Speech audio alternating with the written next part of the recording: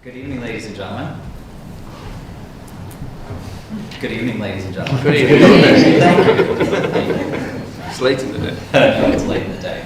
I'm Mark McLean. I'm the head of Global Diversity and Inclusion for Barclays, and it's my great pleasure to welcome you here this evening and then hand over to our moderator and an esteemed panel of guests who will be guiding the evening. I did want you to say good evening back because tonight will be interactive. You'll have an opportunity to speak to our panelists and for them to be able to answer questions. So think about that as the panel goes on.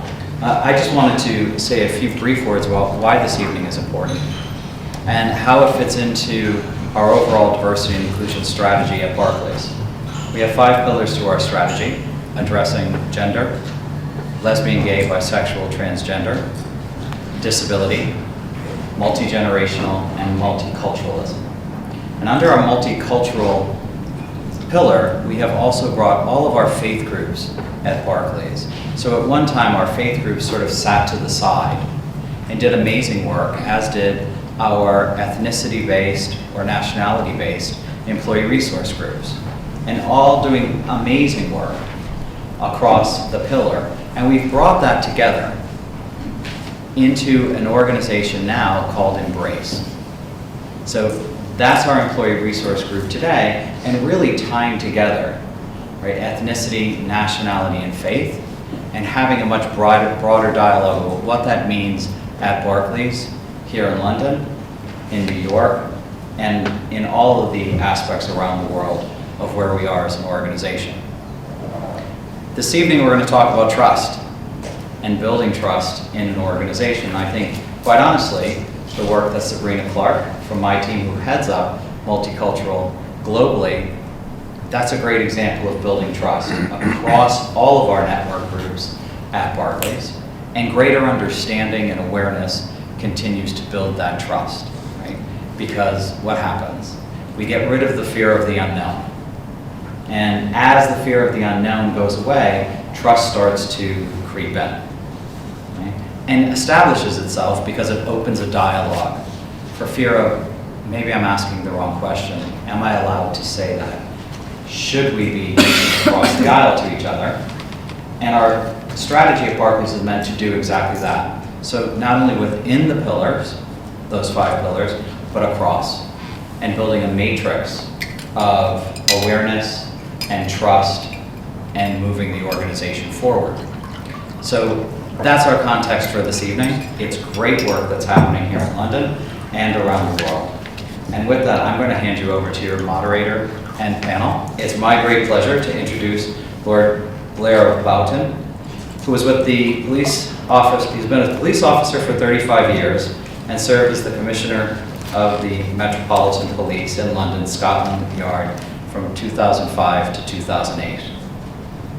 His police experience included counterterrorism, anti-corruption, and the homicide division, as well as organizational change and leadership.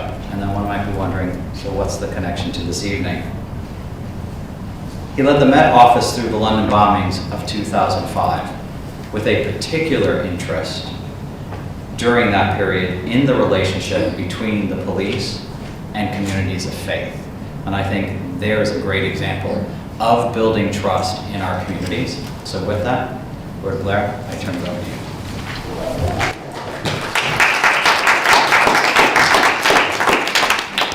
Mark, thank you very much indeed. Good evening, ladies and gentlemen.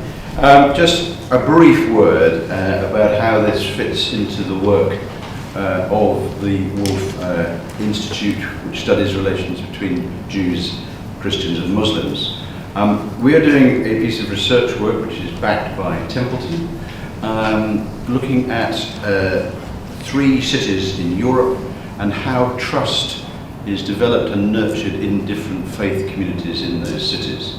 And as a spin-off of that, we decided to have a look at looking in the UK in relation to 3 areas of work which have come under pressure in relation to public trust. So the first one was those institutions involved in public life.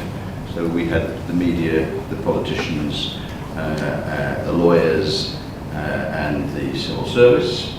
and that was a very interesting and informative debate. Tonight, thanks to Barclays, and we're very warmly appreciative of the fact that Barclays have invited us here this evening. We're looking at business, and one of the things I do want to say to everybody is business is not synonymous with the City of London. It has a slightly wider brief than that. And then our last panel will be on religious leadership.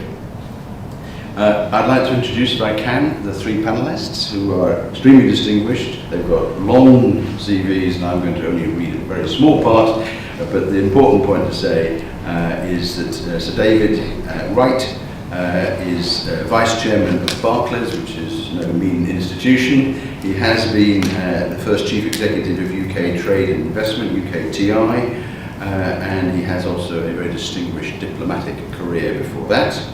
Professor Dame Sandra Dawson is a British social scientist academic, Master of Sydney Sussex College, Cambridge, KPMG Professor Emeritus of Management Studies at the Judge Business School in Cambridge, and she also has been on the Board of Directors at Barclays and is a trustee of Oxfam. And Ed Williams, having had a very distinguished career in the BBC and Reuters, now is the lead for the UK and Ireland business at a rather small media company called Edelman, you may have heard of.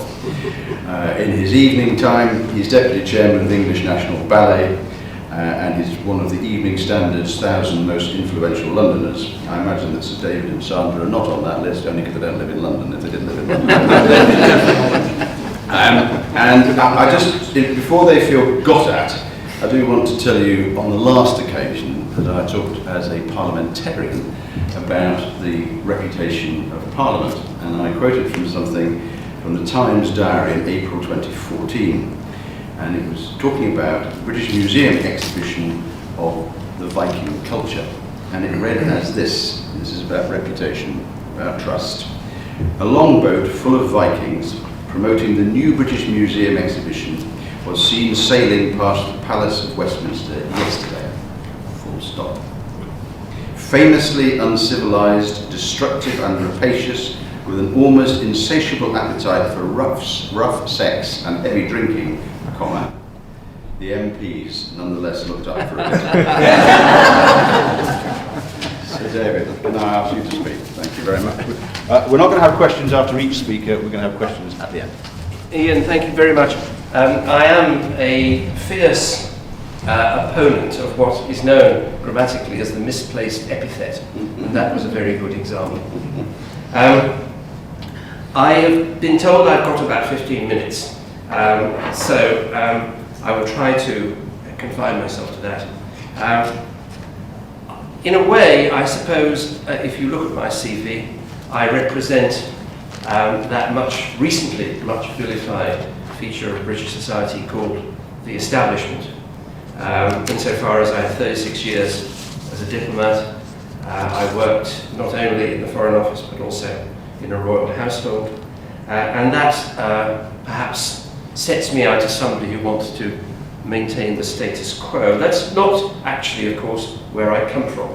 I come from a very small semi-detached house in the suburbs of Wolverhampton, where my father had a small shop selling carpets, where I first was employed at the age of 14 selling rugs. I then graduated in the course of my holidays to fitting carpets. I still have the tools, though my knees and my hips no longer enable me to use them. But I come from that small business background, which is synonymous with the industrial and commercial might of this country. And if I look at my childhood in the 1950s and 1960s, before I went to university, I was the first, as so many of us were, the first member of my family to go to university, trust in that post-Second World War period seemed to be well embedded, not just in business, but across society as a whole. What has changed? Well, of course, one of the things that has changed compared with the 1950s and 1960s is that there are now many institutions and many bodies that question the role of business. If you consider what was around 50 years ago, there were no regulators, no off-whatevers, off-com, off-gen, whatever. There were no regulators, there were no parliamentary select committees, there was no which, there was no, when I say which I mean WH, I say. There was no consumer association, and the BBC did not every morning have a programme at 6:15 looking at the way in which business was conducting itself. And there was no Citizens Advice Bureau. So what has happened since that period is that the role of business, the capacity of business, the capability of business to deliver has become much more of a focus than it ever was just 50 years ago. And indeed, if you look 50 years ago, you'll also see that as far as the banking sector is concerned, it has changed massively. Before the 1980s, before the Big Bang of 1987, we had the Warburgs, the Hill Samuels, the Morgan Grenfells of the world. Indeed, I can remember that when my father used to go and deposit the takings from the shop in Barclays Bank in the centre of Wolverhampton, the one man that he would never dream of meeting would be the imperious bank manager. I have to say that, remembering those days, current nostalgia for Captain Mannering's return is somewhat misplaced. But that was 50 years ago. Since then, the markets and the products of the financial service sector have ballooned in size, and things have gone badly wrong. The expansion of markets has provided scope for greed, for exploitation of light touch regulation, you remember that, before 2008, and the search for shortcuts in market manipulation. We're now 6 years on from the financial crisis. Public confidence and trust in the banking sector has slumped to an all-time low. We continue to see the problems of legacy issues. LIBOR, we've only got a LIBOR case in the court this week. The foreign exchange scandal was settled last week, or settled in terms of fines last week. We've seen the continuation of activities which we are striving to eliminate. These all demonstrate that banks in the past, particularly in the pre-2008 period, were too aggressive, too self-serving, and too short-term focused. And many would argue that we lost sight of our role in society and the interests and sympathy of the people whom we believe we exist to serve. But without banks, we don't have strong economies. Banks have a crucial role to play in the community. We are now, thankfully, in the course of the largest, perhaps the most radical global transformation of banking regulation we've ever seen. Banks have safer balance sheets, they have better risk management, they have improved governance and supervision. But we still have to go a long way in improving the sense of trust which exists in the economy, in what we do. It may take 5 or 10 years to restore that trust. We're doing our best. We've done this in Barclays through introducing our values and our purpose. We've been through our values, workshops to examine our commitment to respect, integrity, service, excellence and stewardship. This has not been a cynical window dressing operation. People who do not accept these core values are not welcome in Barclays. And although their introduction was, it's fair to say, met with a certain amount of eye-rolling and sighs of frustration, they have over the last 2 years been accepted and are now well embedded. But we mustn't forget the dangers which we faced in 2008. It's quite interesting to think that this year is the 200th anniversary of the Battle of Waterloo. And if you look at the famous statement made by the Duke of Wellington at the time of the Battle of Waterloo, you could transpose it to the situation we faced in 2008. He said, "It has been a damn nice thing, the nearest run thing you ever saw in your life." And that was actually how close we came in 2008. We came perilously close to catastrophe. And part of our process now is not just to embed these values in our work. We have to also find a way of operating which will have a positive societal benefit. That's why we have programs to assist the young, the disadvantaged, give them work skills, people skills, money skills. Our citizenship strategies, which Mark knows very well, and which we are heavily engaged in. And only, I said to Mark earlier on this evening, only this morning I was chairing a meeting of our colleagues in Asia Pacific, and the citizenship agenda in that region for Barclays is now a fundamental part of our work. But trust in business extends well beyond the banking sector. Our crises have been over mis-selling, our crises have been over manipulation of LIBOR or manipulation of foreign exchange rates. But we don't have to look very far to see where trust doesn't exist elsewhere in business. Quickly look at Thomas Cook's handling of the apology over the deaths in Corfu. Look at the phone hacking scandals which have trapped the Murdoch press, and last week Trinity Mirror. Even look at the fact that a large Japanese car manufacturer has had to withdraw tens of thousands, hundreds of thousands of cars in the United States because of the failure of airbags, and they were thought to be something which the consumer could trust. The issue of trust spreads far beyond business sectors. Individual medical malpractice, failing hospitals, mishandling of child abuse cases by the Social Security and by the police, sexual misconduct by public figures and church representatives. This in no way diminishes the trust problems of either the banking sector or business, but it does encourage us, I think, to look at trust as a feature of how we deliver our social, political and economic systems. Indeed, you only have to think about the problems created last week by the only Liberal Democratic MP in Scotland, Mr. Alistair Carmichael, who received a recent rout from the SDP and who effectively had leaked a story, which was a lie, a false story, which damaged the SDP in the election campaign. And then he was defended yesterday by one of the leaders of his party to say that all MPs tell lies. What does that do for trust? Trust in business is a good question to address, but the issue goes more deeply into a wider spectrum of features of daily life. And we should perhaps be asking different questions. Why has trust broken down so widely across a spectrum of such depth and breadth? What is needed to correct that trend?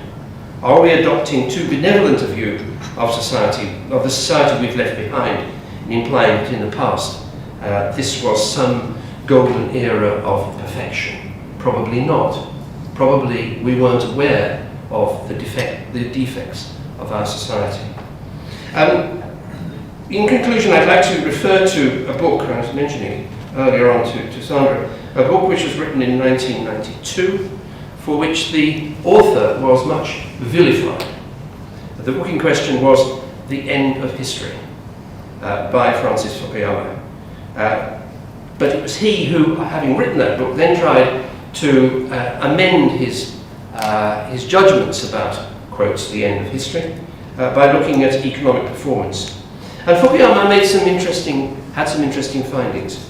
First, he said, human beings seek to have their dignity recognized by other human beings. In the past, kings and princes achieved that through bloody battles. In modern times, it is achieved through economic activity, which is undertaken beyond subsistence levels for the sake of recognition rather than merely satisfying material needs. It's quite easy to translate that concept into the way in which bankers and other business people have been extremely keen to have remuneration which goes beyond the level of expectation which normal people can have. Fukuyama went on, a nation's well-being as well as its ability to compete is conditioned by the level of trust in society. Solidarity within economic communities becomes an end in itself. But we also see the decline of trust as a decline of sociability. and which sees the rise of individualism as the dominant driver. So sociability is all important. And it is the decline, it can be argued that it is decline or absence of sociability, of social capital, which may be at the heart of some of our problems. It's not something which the state can impose. The ability to cooperate socially is dependent upon prior habits, traditions, and norms which themselves serve to structure the market in which we operate. A successful market economy is one in which sociability and social capital is abundant. So we have perhaps ignored the need to enhance sociability as the complexity of our society and our economy have developed over the last 50 years. And our problem is that we have not only failed to tackle this deficiency, we may not yet have even begun to recognise its absence. Thank you.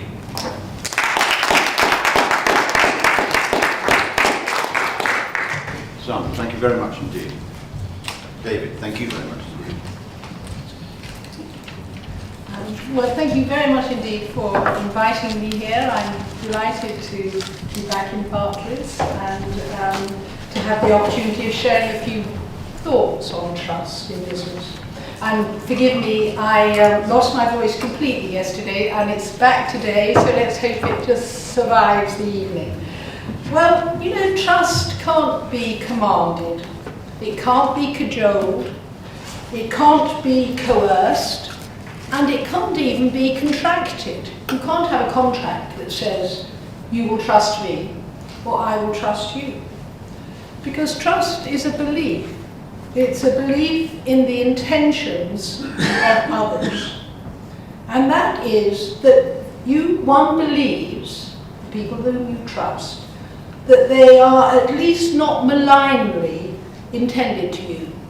Preferably, they're benignly intended to you. Indeed, John Donne, wonderful political philosopher in Cambridge, defines trust as terms of the benign intentions of another free agent.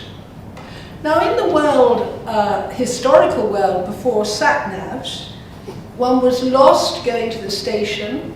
You'd see a person you didn't know. You'd wind down your window, also before the days of electronic windows, you would wind down your window and you would say, excuse me, and they wouldn't run away, excuse me, do you think you can tell me the way to the station? And you would believe that they were benignly intended to you. You would believe that they weren't going to say it was left rather than right. They would say, I'm very sorry, I don't know, if they didn't know, and you would follow their instructions. That is a clear, just little momentary exchange of trust. Now, if I asked Lord Blair the way to the station, and I learned from following his instructions the first time that he had sent me left and really it was right, or that he didn't know and yet he pretended to know, the next time I met him, I wouldn't ask him the way to the station. In fact, I'd do a rather long skirt around him because I would no longer trust him. I would no longer believe he was benignly intended to me. I would think that he somehow didn't want to help me to answer my needs. And I think if we take that into business, what are our needs? Our needs are to consume products, and we want to know that those products will be designed to have met our needs, whether they're a pair of shoes or a scarf or a current account or a trip to the circus. We'll want to know that they're reasonably reliable, that buying a trip to the circus today will be much the same as buying it next week, or maybe even better, because they'll have learned how to be even better circus makers. And I think that really shows that what trust is about our beliefs about the behaviours of others and the consequences of those behaviours. And whilst we can talk about institutions, we can talk about business and government and so on, who are business, government, the press? They're us, they're citizens, they're people who behave. And so we know that by building trust or destroying trust, we're looking at voluntary beliefs about the intentions of others and that their behaviours will be beneficial to us. And so that really leads me to say, well, what is trust? It's a belief that behaviour and consequences will be reliable, that they'll be consistent, they'll be credible, will be someone who delivers on our promises. You know, the financial services industry last year spent, what, 740 billion on advertising, possibly? You know, we want to believe that what is advertised, what it says on the tin, is what the tin holds. We want to believe that our expectations will reasonably be met. And for that to hold, we have to believe not only that the person who is making these promises in business, in government, in press, in universities, we not only have to believe that they will be reliable, consistent and credible, but we actually have to believe they care about us. We have to believe there is an element of altruism, that there is a concern about the other person. There isn't just a concern about me, my bonus, my position, my car, my real estate. It's not only about me, it's also about the other person. And that altruism, which actually lies at the heart of business meeting needs and being successful and sustainable by producing products which people want, which will meet their needs, which will meet their expectations, and for which they're prepared quite reasonably to pay a premium. That the belief has to be that we are not, whether as employees or as consumers or as people in the supply chain working in garment manufacturers in India or in Pakistan, you have to believe that there is some concern about us, as well as a concern about the person who is actually seeking our cooperation as a consumer, a supplier, an employee, a shareholder. And we also have to believe that there is, as David said, something beyond the individual in terms of society, that there are societal goods which will be built through this activity. So how do we build trust? Well, we build trust through behaviours, through those behaviours having consequences, and those consequences not harming others, not polluting the environment, the water courses and the air, and not selling us products that turn out to be ropey at best and dangerous at worst. Providing us with what we see to be fair and reasonable remuneration, which will not only allow us to live our lives, cut our cloth according to our, cut our coat according to our cloth, but which seem fair and reasonable when you actually look at what everyone else in the business is getting. And I go in for unpopular tasks. I chair, I think, 4 remuneration committees currently. We've served on them. It's a thankless task with which one can make very few people happy. But one can try and do it in a fair and reasonable way. And one of the things I think it's beholden on us to do is to look at the ratios. Look at what we pay the people at the very top of the organisation and look at those, what we pay at the bottom. Does that seem reasonable? Is it defensible? Of course there will be differentials. Are the differentials widening, which in our society they regrettably are? And is that reasonable? What seems to be the basis of the trust that we can have in our institutions for making fair decisions that will deliver a vibrant business community? Because I do want a vibrant business sector. I want the UK to go from strength to strength in its economic development. I want it to play its part in a global economy in which supply chain management will be critically important, but to do so with a sense of the other, a sense of the young person in the garment factory in Bangladesh, the young person who in Hackney is currently unemployed, as well as the very, very high aspiring and excellently equipped graduates from my university. All of those people have a right to expect that in my business activity I will at least pay attention to their needs and expectations and seek in a sustainable way to try to deliver them.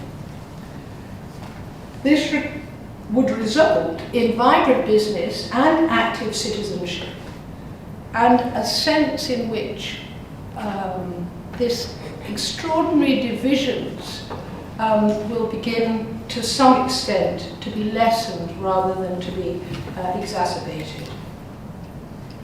So, to be a successful business and to begin to earn the trust of our consumers, our supply chain partners, our employees, we're not, as we were, as Marx observed, as business seeking to extract every single bit of surplus value we can to exploit people who have no choice but to work with us. We're not seeking to extract all value from our planet and pay no attention to sustainability and keep as much to ourselves and seek all to our advantage, because not only will that totally destroy trust, but given our contemporary the contemporary views of many young people who we want to employ and who we want to be engaged with us, will actually lead them not to choose to come and work for us, and will make people not choose to buy our products, because the more information that they have, the less they will be inclined, and transparency is very important in our society. How are we doing? Do you want me to start? A few more minutes? Couple more minutes. Couple more minutes. I mean, perhaps just something on the balance between external and internal regulation. I've said that trust can't be cajoled, can't be coerced, can't be commanded, and can't even be contracted, and it can't be required by an external regulator. But that doesn't mean there isn't a role for external regulation. 30 years ago, I began really my first major book was on the balance of self-regulation in relation to health and safety. External regulation provides a floor, provides a foundation, sets a legal basis of what is required. But if you just regard yourself as merely trying to just manage on the margin, so you just are over the margin of what is not criminal or what is not against the regulations, you'll never ever build a sense of commitment to building a strong and sustainable business. And in fact, that sort of behaviour will be then reflected throughout the organisation. So, and internal regulation doesn't just mean a compliance culture.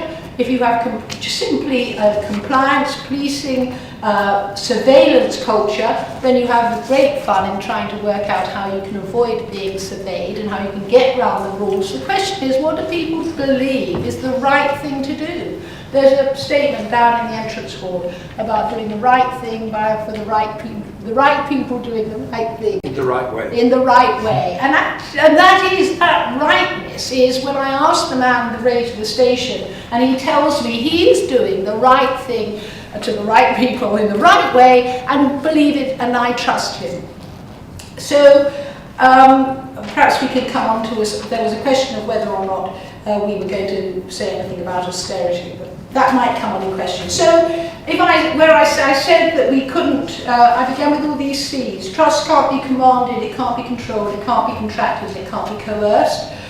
It can, and I've got my E words for you then, it can be earned if we meet people's legitimate expectations, and if we do so empathetically. Because to do so empathetically means we have a sense of what it is like to be another person who is not like us, who is in our supply chain, who is in our employment, who may not have the skills that we have.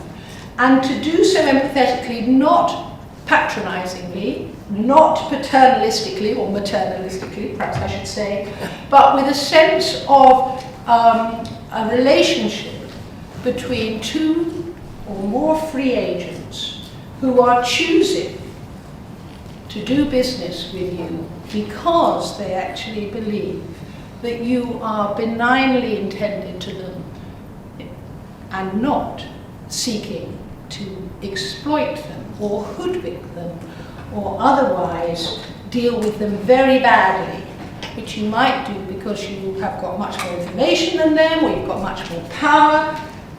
But we have to, with humanity, learn how to walk in other people's shoes, and then we can learn how we will really be able to engage them in a trusting relationship.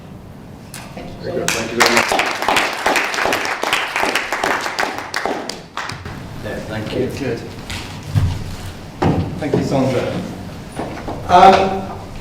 Look, this is a massive topic, and I suspect this afternoon we're actually only going to really scratch the surface of it, but I think we've already heard two very interesting perspectives in terms of what are the drivers of trust in business. I think what you were saying, Sandra, about fairness and the role fairness has and people's perception of what is fair, I think is a really interesting element of this, and I might come on to discuss some of that a bit later on in these remarks.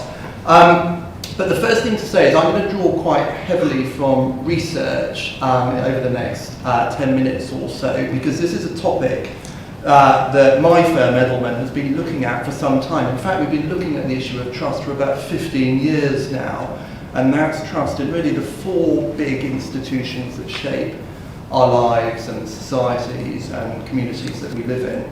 Trust in business, trust in government, trust in media, and also trust in non-governmental organisations, NGOs. And each year we go out to the market and we do research in 27 different countries, asking a whole series of questions about what's driving trust in those four institutions. We talked to over 30,000 people, and we've built up a very interesting picture of trust, why it matters, and what are the underlying drivers of trust. The first thing I would say, and I always say this when I talk about trust, is really to answer the first question about why does it matter? Because often people think, well, you know, it's good to be trusted, isn't it? Because that's nice, I'd rather be trusted than distrusted. And of course that's right, but actually there's something from a business perspective that's even more important. Trust actually impacts the bottom line. When you ask the public about their view of trusted companies versus distrusted companies, of trusted companies, they would say, and this is the vast majority, would say they're more likely to buy their products and services, they're more likely to recommend them to a friend or colleague, and in fact, and this is a very good thing for business, they're more likely to pay more money for products that come from trusted companies than distrusted companies. So it really matters. And the opposite is true as well. Half of all people who say they distrust a particular company will refuse to buy products and services for them. They will denigrate them increasingly on social media and to their friends, and they'll share those opinions. A small percentage, about 6%, will actually actively sell shares in companies that they distrust. So it really, really does matter. It's not just a nice to have, it's absolutely crucial for business. The sad fact, and perhaps it's one of the reasons we're here today, is actually the overall picture is pretty bleak in terms of trust in those four institutions, and particularly in the UK. I mean, I think it is true that we are now living in an era of mass scepticism. Some of the speakers already have talked about what may be what may be some of the reasons for that era of mass scepticism, whether it's the breaking down of traditional hierarchies, whether it's the end of deference, the end of I think we were talking about the 1950s, the end of the kind of slavish agreement to those in power. It's absolutely true, I would say, that those are some of the factors. I think also it's simply that we've had a number of scandals. We've had scandals in media, we've had scandals in politics, we've had scandals in business. We talked about Thomas Cook and their handling of the crisis last week. All of those feed into, and I would say breed, cynicism. And when you look at the performance of the UK, I'm afraid it's going down rather than up in terms of general levels of trust.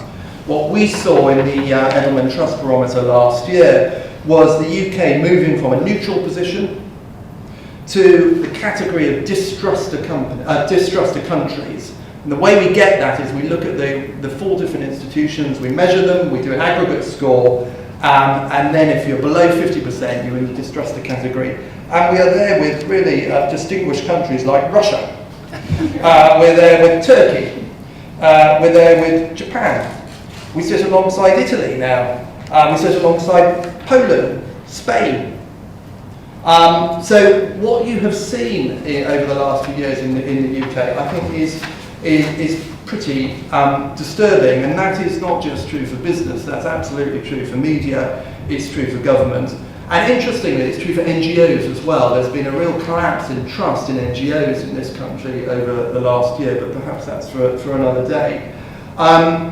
What you are seeing, though, is expectations around how businesses behave significantly shift. It's not now just about operational excellence, it's not about shareholder returns, it's not just about how companies treat staff. So it's not about profitability and growth. It's now about risk, how you manage risk and how you manage reputation, the impact that you have on society, the communities that you operate in, the environment. Business is now judged on a much higher plane than it ever has been in the past. And look, there was a moment a few years ago where actually I think business had a real opportunity to lead. After the kind of dark days of 2008 and 2009, the economic crisis, actually we saw the trust in business slightly uptick actually from a low of about 35% in 2008 to bordering on almost 50% in the UK. But that has declined again. There's a sense that actually business had an opportunity to lead after the economic crisis, but it's failed to do that and it's failed to meet public expectations. And when it comes to trust in business in the UK, again, I'm afraid we're kind of in the doldrums, and we're sitting alongside countries like Japan, we're sitting alongside other countries like Turkey, Russia in terms of trust in business. Unlike other high-performing countries now, increasingly the developing world, Mexico, China, India, Brazil, Indonesia, all displaying much, much higher levels of trust in business and significantly outperforming developed markets like ours. So yes, our peer group now is Japan, Italy and Poland. But look, it is a very, very complex picture, and it is wrong, I think, to make sort of quite grand and sweeping judgments about this, because the picture is complicated, and actually we've discovered, or in our research, we've identified 4 different factors that affect trust in business. They are the industry sector that you're from, and I'm afraid banking, well, it's like energy, we'll come on to that in a minute, there's definitely room for improvement. The enterprise type, whether you're a private business, a family owned, whether you're a public business, whether you're a small business, whether you're a large business, the country of origin, where you're headquartered, and also perceptions of the leadership in the businesses that are being measured. So there are a number of factors, I would say, that affect trust in business. Industry sectors first. So we've looked at this over a significant period of time and tracked the different industry sectors. Now, the ones that perform and consistently performing incredibly well in terms of high levels of trust: technology, consumer electronics, food and beverage, always score really high. Now, food and beverage not true in every country. I mean, obviously issues in China and India around food safety have depressed that over time. But in general, they are a more highly performing industry sector than some of the others. And at the low end of the scale, I'm afraid, energy, particularly in the UK, we are the least trusting of energy companies in the UK than any other country in our 27-country survey. And also financial services and banking, that's right at the bottom as well. So the sector that you're in really plays a very important role in perceptions of trust. Enterprise type is true as well as in terms of actually influencing perceptions of trust. Now, what's interesting here is there's a real split between developed countries and developing countries. If you're family owned in developed countries, you will score very highly. You'll be more trusted here than if you're a private, rather you're a public business or state-owned business. 72% of people we spoke to said they trust family-owned businesses in developing countries. Now the opposite is true, interestingly enough, in developing countries, particularly small family-owned businesses where there's a real lack of trust. There's a much higher degree of trust in big business in developing countries than there is in developed countries. So So it really depends on where you sit and the type of business that you operate. It's also true that where you headquarter your business matters. So if you're headquartered in Sweden, Canada, Germany, Switzerland, the UK, the US, all you will score much higher in terms of perceptions of trust in business than countries like India, Mexico, Russia and China. And if you're any of those countries who want to come and do business in countries like the UK, you will really be suffering right at the outset from a deficit in trust when you come to do business in developing countries. So where you're from, country of origin, really, really matters, I would say, and that's what's clear in our research. So, I also mentioned the quality of leadership, and this is a really interesting topic because we are sitting in Barclays today, and I would say over the last 3 or 4 years, Barclays has really demonstrated how getting leadership right at the top can really drive increase in trust in operations and the organisation, and actually defy the sector, banking in your case. I mean, Anthony Salt's very thorough review, which kick-started the work that Anthony Jenkins then implemented, I think has set Barclays up in an incredibly solid, strong way to outperform the rest of the industry. And it's leadership like that that actually really matters and people notice it. Because the truth is, if you look at trust in CEOs, and I am one, it's pretty bad actually. Trust in CEOs really bumps along at low 30%. In the UK, I think it's about 32, 33% trust in CEOs. We simply don't believe what comes out of their mouth. Now, why is that? Well, I suspect it's to do with some of the scandals we've talked about already. I suspect it's about perceptions of whether actions meet the words and the promises that CEOs make. I don't know, but there's a real sense that actually if you lead with conviction, if you behave in a way that is true to the values of your organisation, you can actually really drive trust in the business that you lead.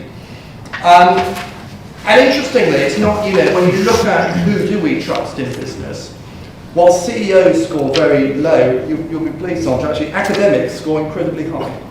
So, I trust in CEOs, low 30s, trust in academics, 70%. Yes, can I start to wind you up slightly? Of course you can, absolutely. So it depends on who you are, and your role in the organisation will be a significant driver of trust. Now, what we haven't done yet is actually talked about what business can do. What are some of the answers to rebuilding trust? And we've identified a number of areas. There are 5 performance areas: integrity, engagement, products and services, purpose, operations. I won't go through all of them now, but what's absolutely true is perceptions of whether you have ethical business practices, whether you actually deliver against those, whether you're taking responsibility for your actions. Transparency is a big driver of trust as well. All of these are really important. Specifically in the UK, and let me get very practical here, pay the expected levels of tax. Companies that don't, funnily enough, are not trusted. Demonstrate responsible behaviour. Don't just talk about it, do it. And be very transparent about your operations and the business practices. The public see it, they smell it. And I remember at the BBC, we put particular effort into being much more transparent, particularly around expenses and salaries. And it was a difficult period for the BBC, and I don't think anyone was happy doing it. But in the end, it actually really drove increasing trust in the organisation. So there are some things you can do. There are some practical steps that businesses can take. All is not lost, and I'm sure we'll talk about some of that on the panel. Yeah, thank you very much indeed.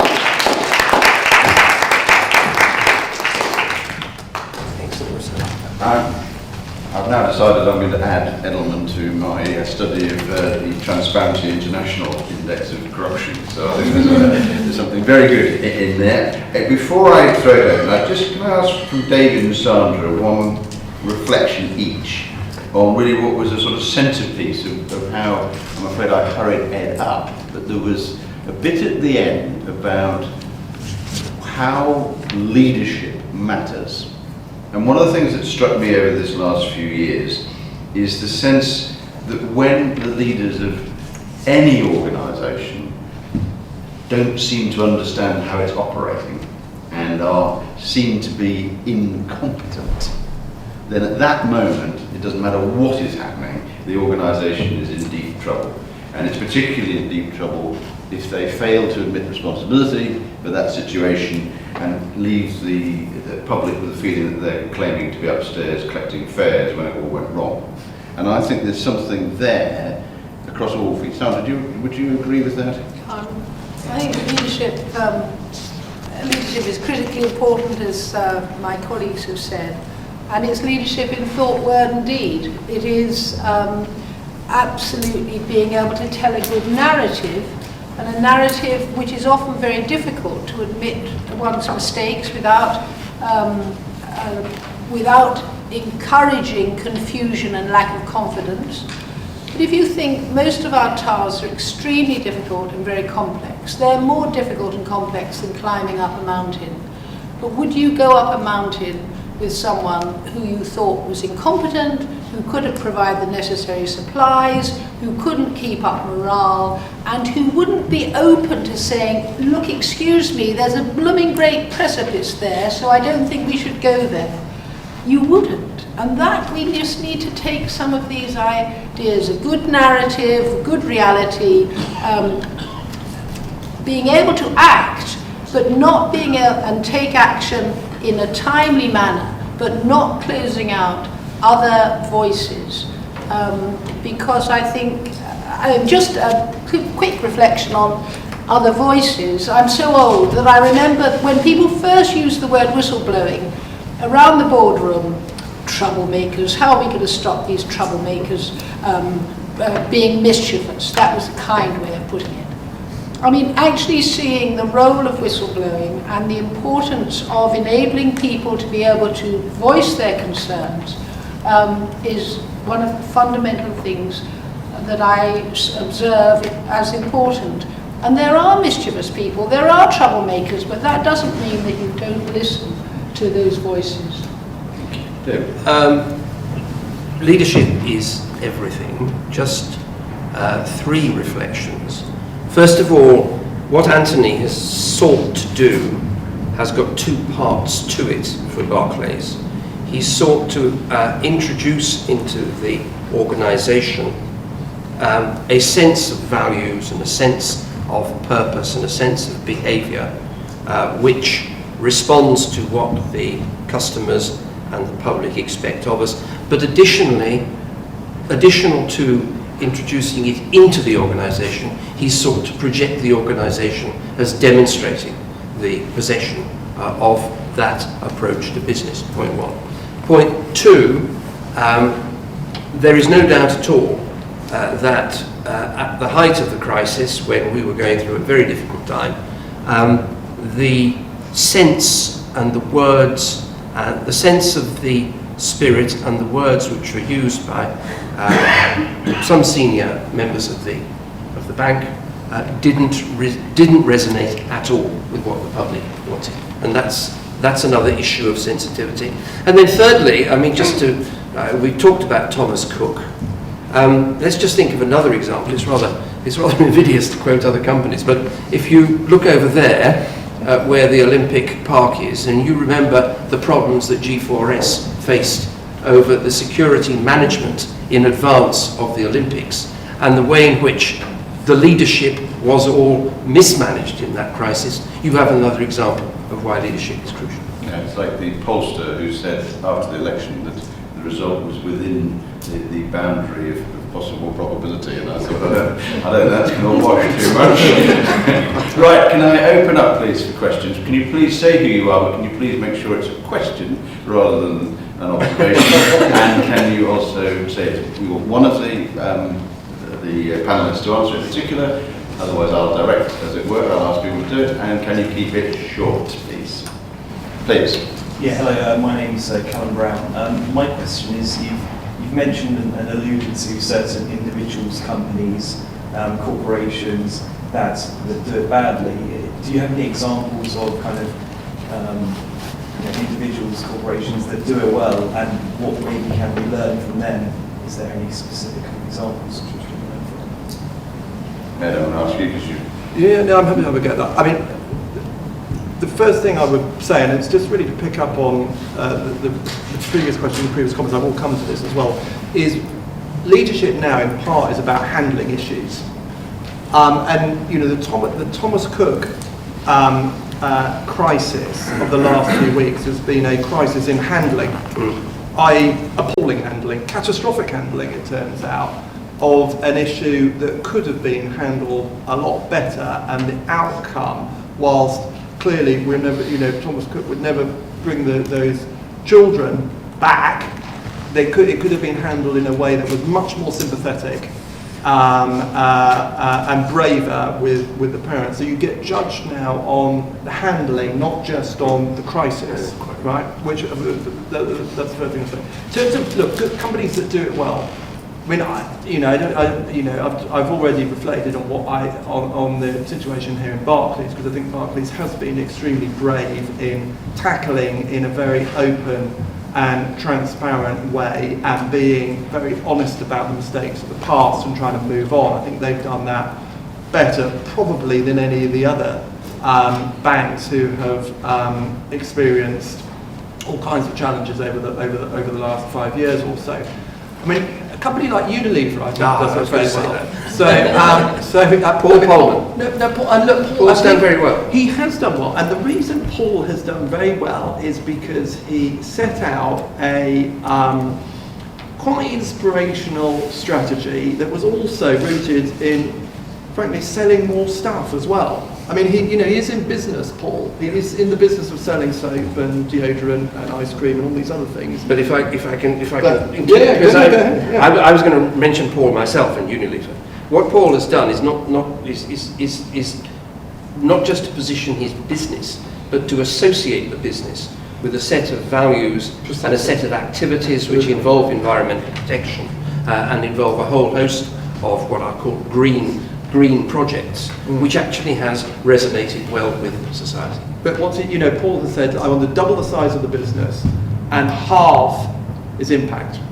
So what he's able to do is kind of square the circle in the sense of growing the enterprise, but at the same time actually recognising that the social impact is what he needs to address. So I think Paul is a very good example actually of that.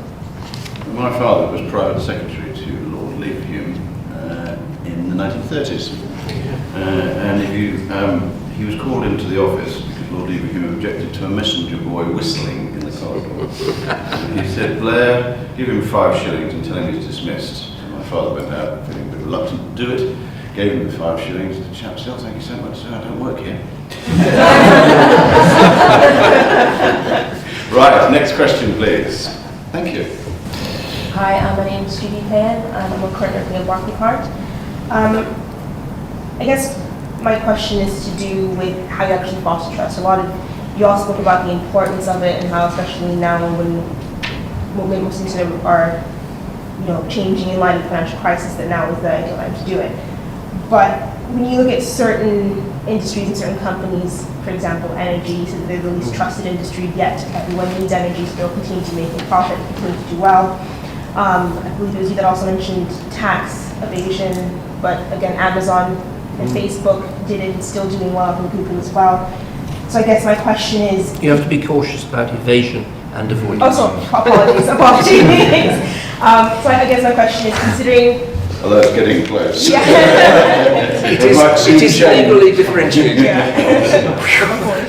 Not trust-wise. It's not very different. My question is to do, considering there are certain exceptions to the rule, like energy or Google, etc., which seem to be caused by A, lack of substitutes, and B, people just want it and they can't deny the fact that they need it. how do you go about fostering trust, or are there certain exceptions you just have to think, well, they can't, is the rules don't apply to them? Good one. Sandra, what do you think?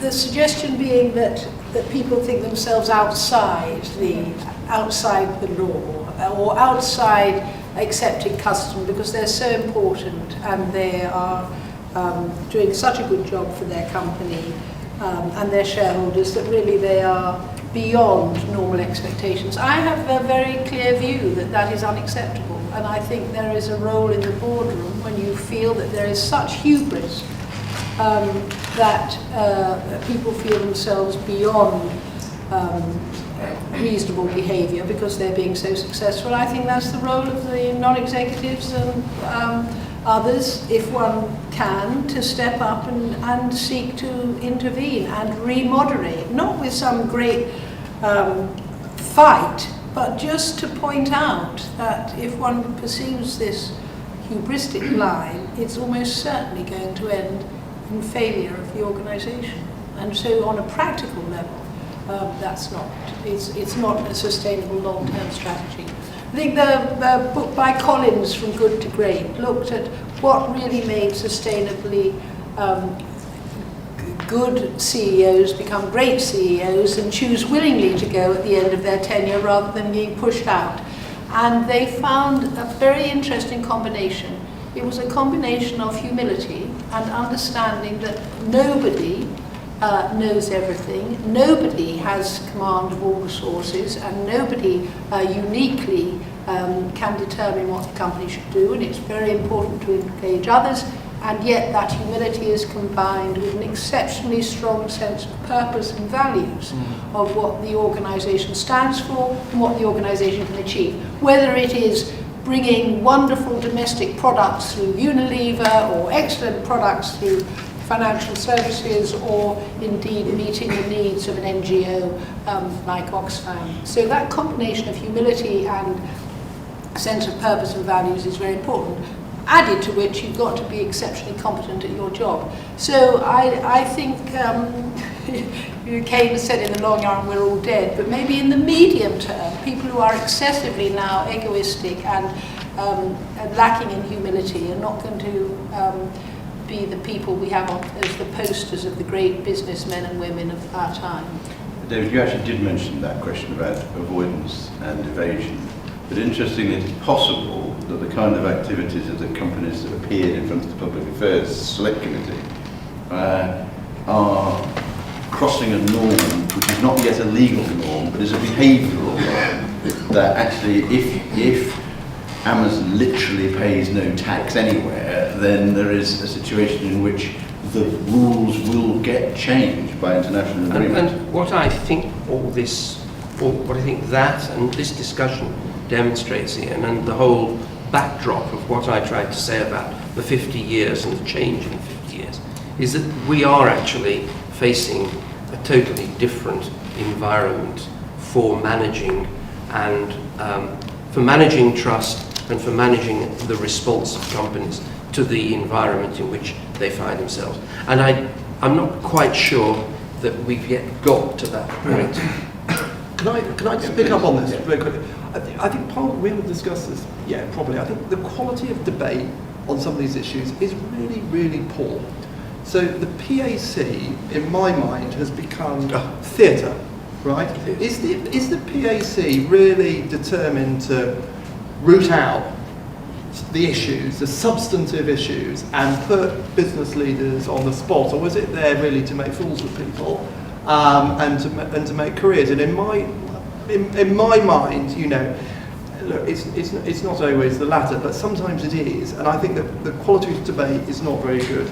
And I think also what we've done through the media as well is distill quite complex issues down to very simple questions. We talked about the energy sector. Think about shale gas. Shale gas is reduced to a simple question: do you want the land under your house fracked or not? Well, the answer to that for most people is no. Tell you what, no, don't want that.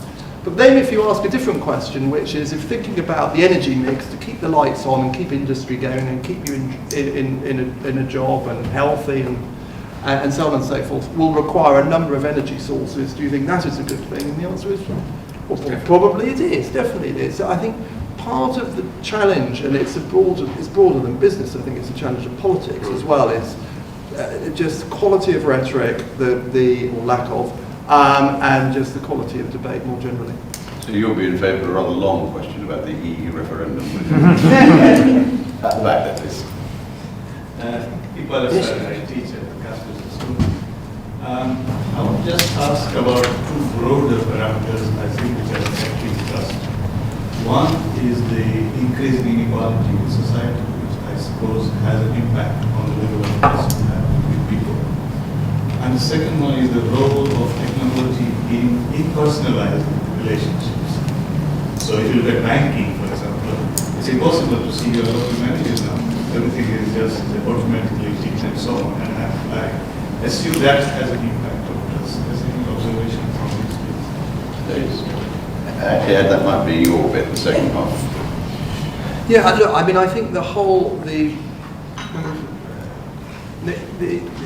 era that we're in, where there is a deep-seated feeling that there are the haves and the have-nots, absolutely plays into this debate, I would say.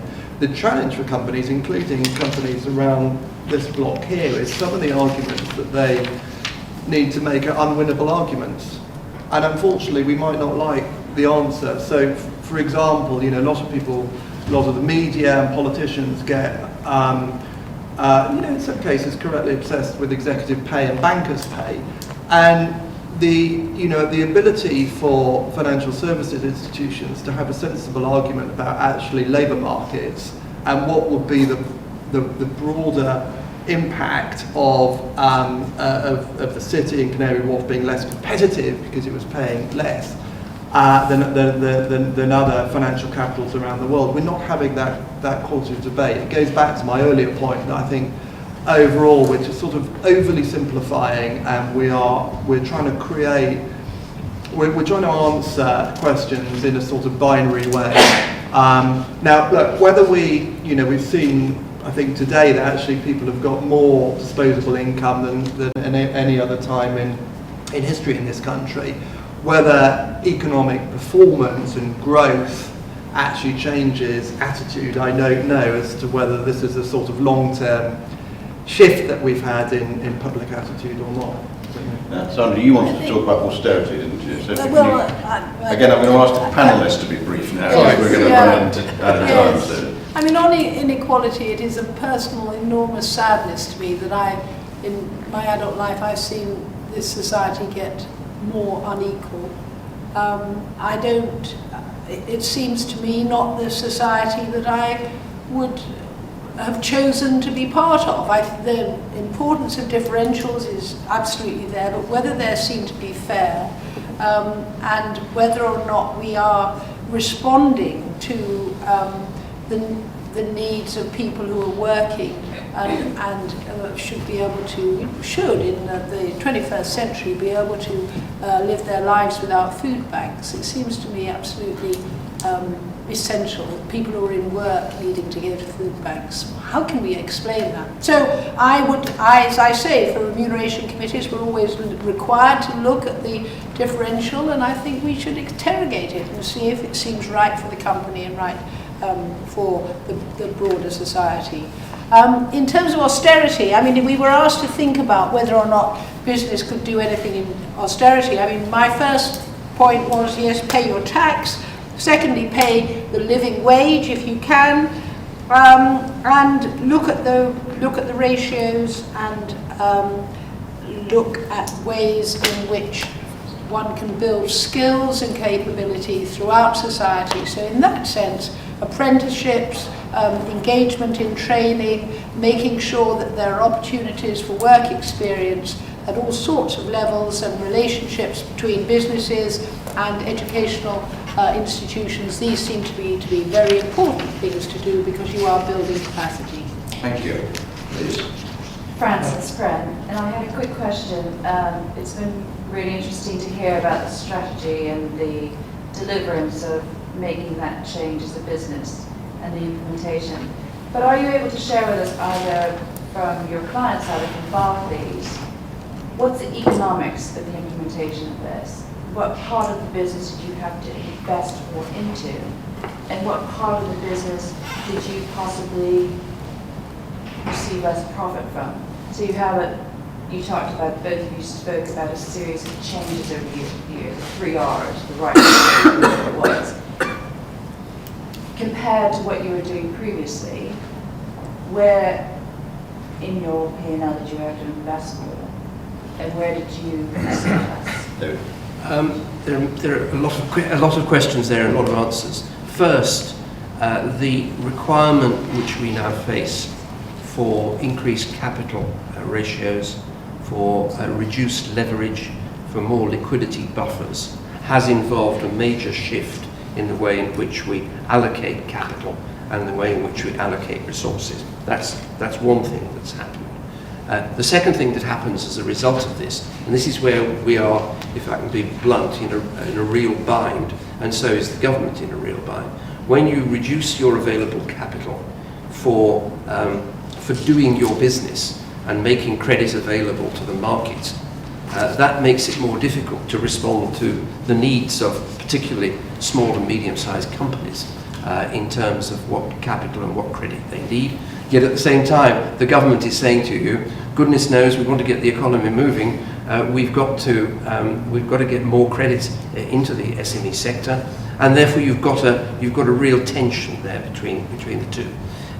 Thirdly, I would say that what we've had to do is to avoid what I think I would describe in the pre-2009, 2010 days, the hunt for any business anywhere. What you have to do is to recognise that you have reduced resources. You've had to cut your resources because you've got to keep your costs down. Because unless you keep your costs down, you can't do what you have to do out of capital. And therefore you have to focus much more upon the prime clients and the clients who will give you consistent business rather than one-off business. Now all that means that we have gone over the last 6 years through a pretty major strategic realignment of our business in order to achieve P&L returns whilst at the same time satisfying the government over what we're doing to meet the regulations we're having to accept. And I've got time for 3 more questions. I've got 3 people who indicated the back, please. Thank you. I think really, I overrun what's a medium-sized business. And I suppose in defence of business, I think I'm right, Sandra, that you said that one might fairly expect a fair fee, produce a good product and serve the customer well. Yeah. But the intervention of the internet, things like compare the market, means that effectively your business goes up to tender every year, usually for the cheapest fee. And then the customer campaigns quite often led through Twitter campaigns against a particular business and a particular individual in that business at quite a junior level. When you interrogate them, you find out they're often self-motivated, i.e. to get money back. I feel it's becoming increasingly difficult to have the sort of relationships that David said his father had with the bank manager some time ago. So therefore, rounding up that question really, do we think the internet's a good thing or a bad thing in terms of trust between the business and its customer? Ed, would you like to take that one? That's a great question, actually. It's sort of irrelevant whether we think it is or not, because the internet exists and That's it's a great there. answer, yeah. I'm sure the taxi drivers who sort of blockaded central London yesterday think it's deeply unfair. And in fact, I mean, but just the disruption that you're talking about is happening all over the place. This growth in the sharing economy, the growth in technology platforms providing alternative solutions. I mean, even in banking, there is massive disruption going on. I mean, I would, I think it's better to ask the people who are the users of these services, whether it's Amazon, Netflix, Uber, whether they trust these organisations. And by and large, actually, I think the answer is yes. They don't like it when they don't pay tax, but actually they like the simplicity of the service. So I think there are things that we can learn from internet organisations. Briefly, David. Just to say, because your question links up with that gentleman's question, over there.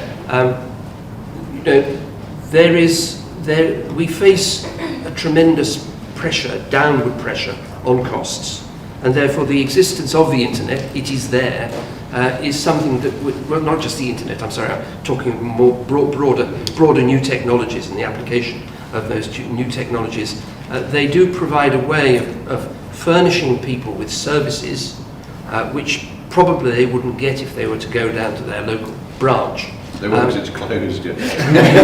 Not yours. Be careful. They would find that the branch was different, and that's actually what we're doing at the moment. We're moving into branches the sort of technology that we need to apply in order to give actually a better service to people who go into those branches.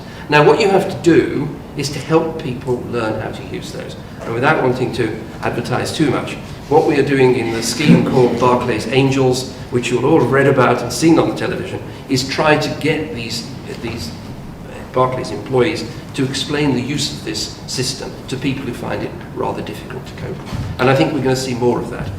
And frankly, I welcome it. And I welcome the fact that, on a personal basis, I can, at any point in the day, I can find out how my bank account is being managed, and I'm much more up to speed. And there's an awful lot of people in this country who welcome that. I think the question, can I just comment, the question on the comparison and whether it would drive a race to the bottom price is, I think, a very interesting question into which you must then insert the notion of a differentiated brand, because if we, for every product to be looked at simply in terms of price, it needs to be looked at in terms of value, but simply in terms of price, won't lead to a very vibrant economy. And so how we learn to project our brands, and if the brands are real, on something like a comparative basis is going to be a new skill that we've got to learn very much in business. Lady there, please. Hi, thanks. What you've spoken about as challenges, I'm from East London Credit Union, so I'm the CEO of that union. For us, it's an opportunity actually, because our organisation is based on all those values. I hope that I would be scored 50%, or like 70, I hope, my team. Our concern is more the rise in the fintech movement and the advent of Apple Pay. Your research resonates with the Capgemini Real Banking research and the new generation, how they trust tech companies like Apple, and they trust social media, and they want to do their banking through social media. And we see those as real challenges moving forwards for the whole financial sector in the UK and globally. And I was just wondering, what's your strategy around that, really, moving forwards? Ed, do you want to? It's interesting actually, because I was going to, I've run out of time, but I was going to talk a little bit about precisely this, which is innovation, because Apple Pay is a great example of innovation, which is quite, I mean, you've already expressed this, is quite well trusted actually. People trust electronic payment methods. That's kind of the double the rate that they trust banks, which is slightly ironic. But actually, what's broadly interesting in this regard is actually those kind of innovations aren't always good, and it's been the presumption that innovation drives trust and is a good thing. But again, we looked at this precise question this year and found out that actually, certainly in the UK, and it's true of the global picture, half of the public here actually think there's way too much innovation and it's happening too fast, and they don't like it. And they think it's being motivated by the wrong things. It's not motivated by improving people's lives. It's not motivated by making the world a better place. It's about delivering growth, and it's motivated by greed and money, and it's driven by technologists rather than consumers. And so I suppose what the lesson I would sort of draw from that is often some of the old, some of the perhaps less fashionable things that we've been talking about leadership, about how you engage with the customer, about how, the physical relationship you have with them in branch is as important, if not, I would suspect, even more important in the future. So I wouldn't be too worried about the threat from electronic payments just yet. Thank you. In terms of your I'll take the last question here, if I can, please. Hello. I'd like to ask a question about the role of public misperception in the attribution of trust. I was very shocked to hear that the food and beverage industry scores so very highly, where banking on the one hand is maligned for having brought the global economic system to its knees, but the food and beverage industry has the obesity crisis and soil erosion, to name but two. Do you think that that casts aspersions on the trustworthiness of public trust scores?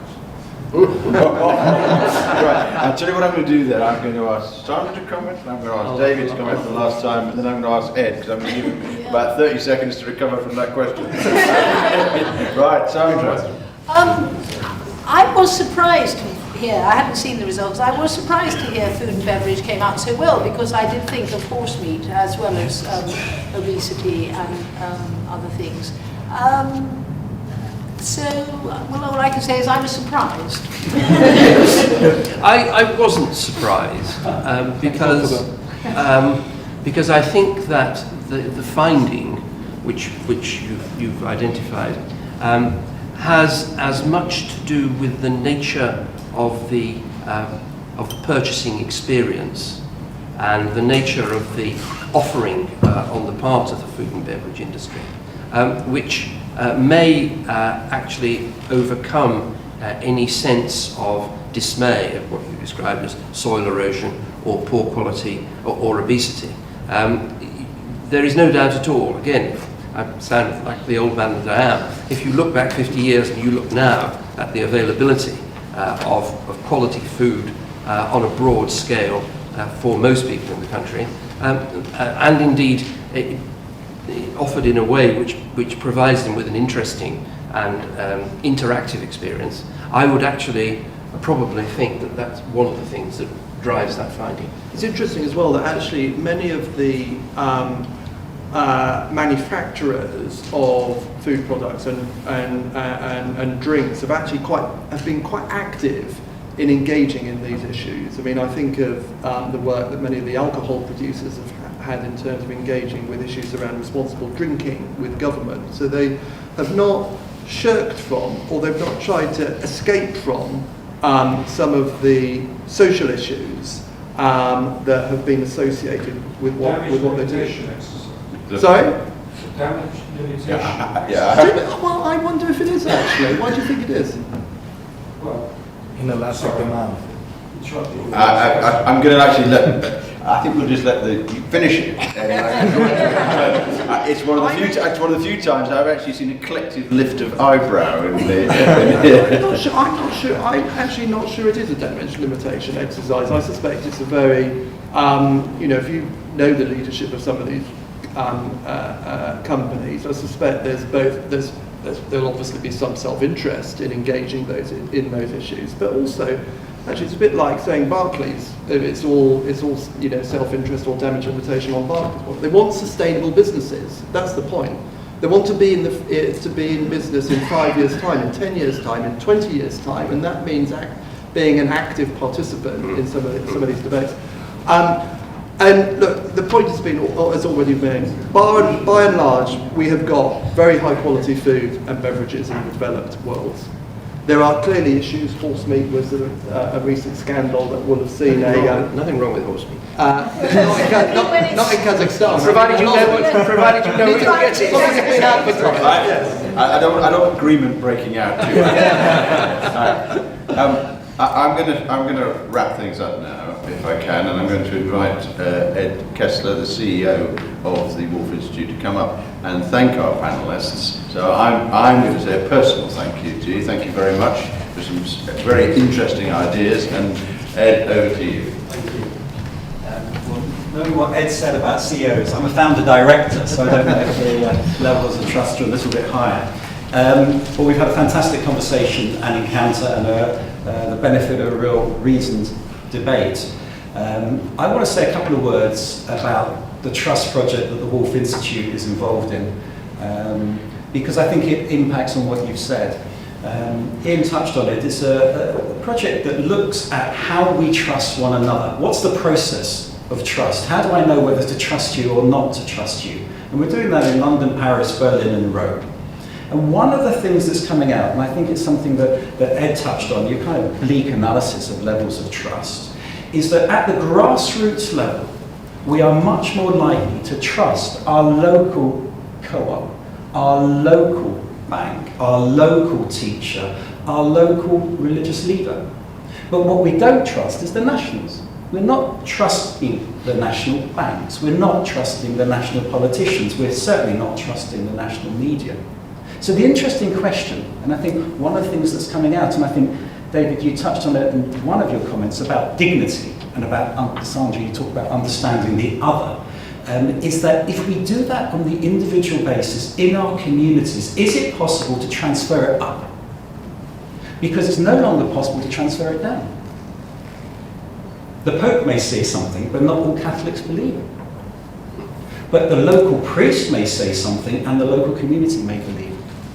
And that's what the research project that we're undertaking is attempting to achieve. It's attempting to explore what trust means in the local context and ask the question whether it can then be transferred up to our regional and our national and our international leaders.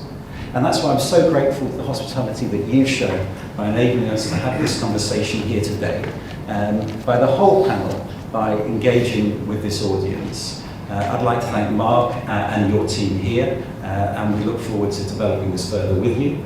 I'd like to thank Matt Tether, who's been very quiet there, but been fundamental in organising this. But Ian, thank you for you for hosting this, and Professor Sandra Dawson, Ed Williams, and to David Wright. Perhaps you can all join me in thanking our three panelists. Thank you.